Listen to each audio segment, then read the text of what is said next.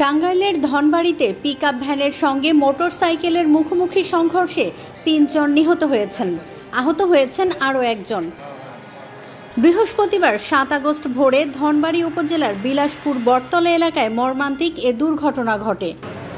নিহতরা হলেন জামালপুরের মেলান্দহ উপজেলার চরপালিশা গ্রামের জিনাত আলীর ছেলে মোহাম্মদ আল আমিন, একই উপজেলার আমিনুল ইসলামের ছেলে মোহাম্মদ স্বপন মিয়া এবং জামালপুর সদর উপজেলার হাসিল মনিকাবাড়ি গ্রামের নূর ইসলামের ছেলে মোহাম্মদ জুয়েল।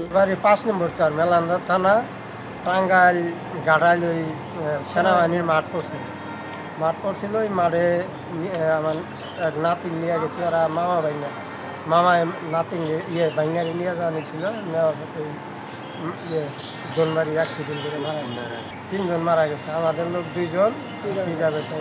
আমার ছোট ভাই স্বপন আর হলো শুভ, আর ওই আলামিন, শুভর বাইনা আলামিন, তার ঘাটাল মাঠ ছিল, সেনাবাহিনীর মাঠ ছিল।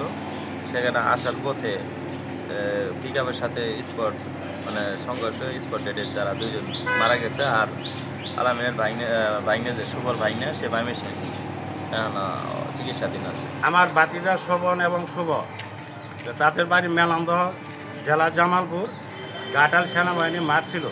তারা রাস্তায় রোড অ্যাক্সিডেন্ট হয়ে 2 জন মারা যায় এবং একজন গুরুতর অবস্থায় ময়মনসিংহ হাসপাতালে চিকিৎসাধীন অবস্থায় আছে।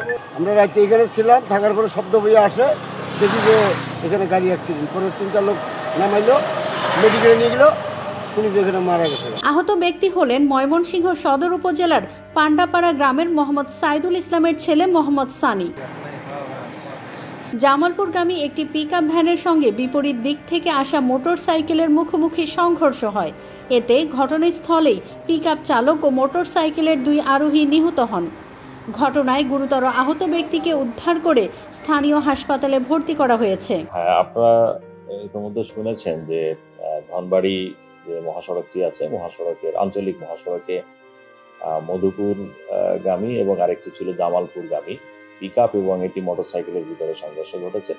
সেই সংঘর্ষে মোটরসাইকেলের 2 জন যাত্রী এবং যে পিকআপটি ছিল সেই পিকআপের একজন গুরুতর অবস্থায় তাদেরকে হাসপাতালে নেওয়া হয় এবং পরবর্তীতে তাদেরকে মৃত ঘোষণা করা হয়। তো এই ঘটনায় আমরা পুলিশি যে আইনি তৎপরতা, যেটা আইনগত ব্যবস্থা, সেটার ভিতরে আছি এবং আইনগত ব্যবস্থাটি প্রক্রিয়াধীন অবস্থায় আছি।